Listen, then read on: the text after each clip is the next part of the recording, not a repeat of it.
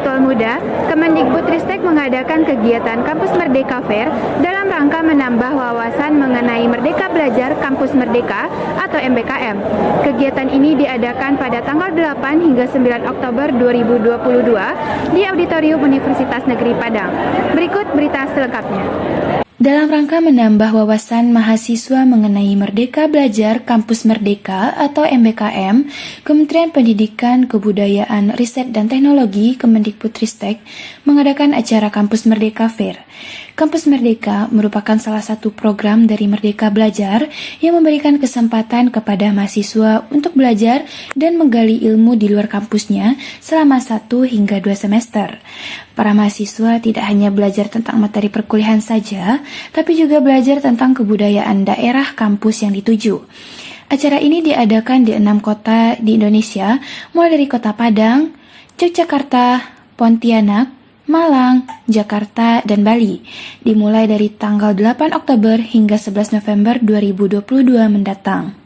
Universitas Negeri Padang terpilih sebagai tuan rumah pelaksana acara Kampus Merdeka Fair 2022 selama 2 hari dari tanggal 8 hingga 9 November 2022 di Auditorium Universitas Negeri Padang.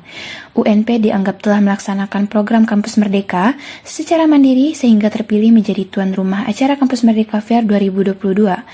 Rangkaian acara dimulai dari pembukaan, sharing session, dan diakhiri dengan gala dinner. Pada hari pertama dihadiri oleh Rektor Universitas Negeri Padang, yaitu Bapak Profesor Dr. Andes Ganefri, MPD, PhD, perwakilan Kampus Merdeka Wakil Bidang 3 yaitu Bapak Rahadi, dan Kepala Bidang dari program-program Kampus Merdeka mencakup Magang Merdeka, ISMA, Pertukaran Pelajar, Kampus Mengajar, dan Kewirausahaan. Acara ini dibuka langsung secara virtual oleh Bapak Nadiem Makarim selaku Menteri Kemendikbud Indonesia dan dilanjutkan oleh Dirjen Dikti dan Dirjen Diksi Indonesia.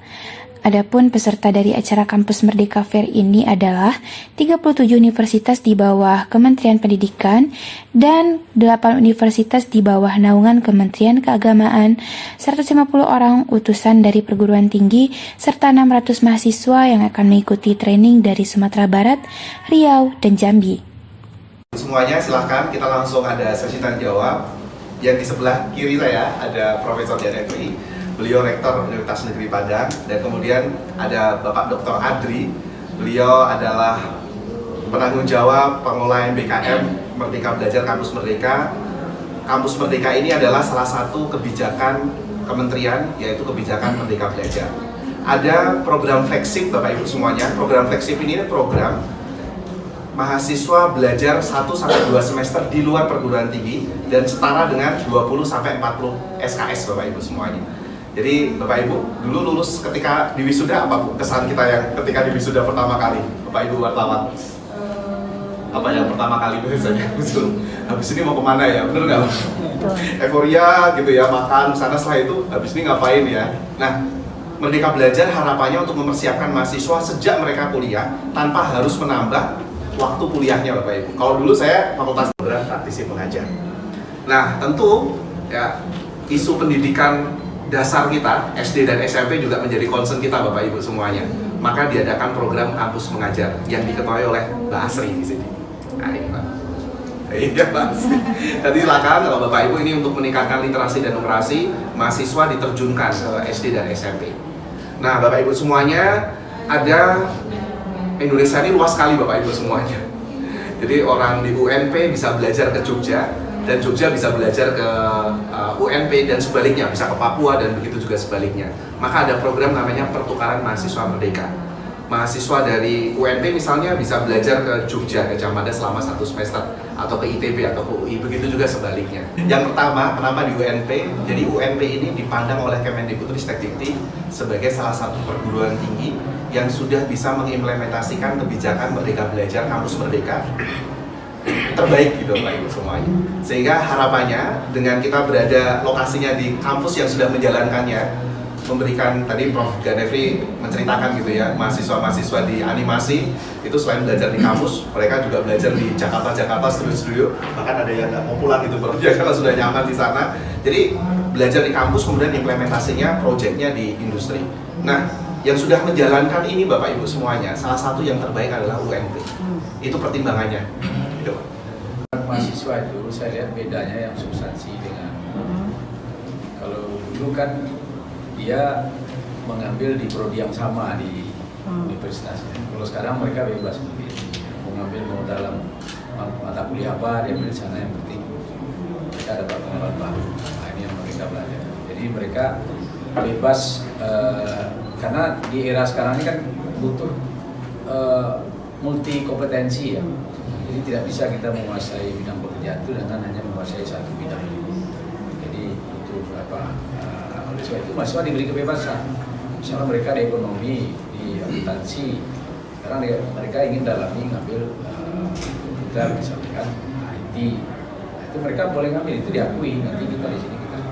Jadi kalau dulu pertukaran mahasiswa memang sudah ada juga, Iya, Pak. bukan mahasiswa Nusantara Permata ya, Permata. Ya. Itu Tapi itu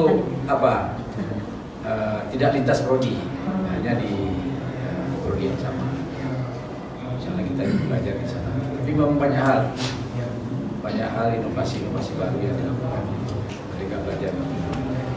Teknisnya seperti apa, Pak? Misalnya mahasiswa mau pertukaran kemana gitu, nanti daftar atau gimana caranya, Pak? Ya semua sudah by system. Ada yang kita di sini menerima hampir 1.300-an ya tahun kemarin. Sudah pada 300-an. Yang keluar juga hampir semuanya itu ya. Iya. Terus kita itu imbang lah yang masuk dengan yang info dengan outputnya. Dan itu di berbagai ini. Ada yang kalau kemarin masih ada yang daring, sekarang kemarin sudah luring ya. Sekarang udah luring. Di mahasiswa kita sekarang itu yang untuk pertukaran ini berasal dari 67 perguruan tinggi negeri dan swasta yang ada. Yang paling jauh dari mana? Yang paling jauh itu ada dari Manado. Harapannya, setelah diadakannya acara ini, mahasiswa lebih tertarik ikut program-program Kampus Merdeka karena program ini nantinya akan membantu menghasilkan lulusan yang mempunyai soft skill maupun hard skill dan mampu menciptakan lapangan kerja nantinya. Kedepannya, diharapkan pimpinan perguruan tinggi itu adalah pimpinan yang berorientasi ke depan agar program ini dapat terus eksis. Ujar Bapak Ganefri. Tujuan yang pertama yaitu kebetulan saya dari program pendidikan teknik informatika dan diberi kepercayaan untuk jaga stand dari tim informatika.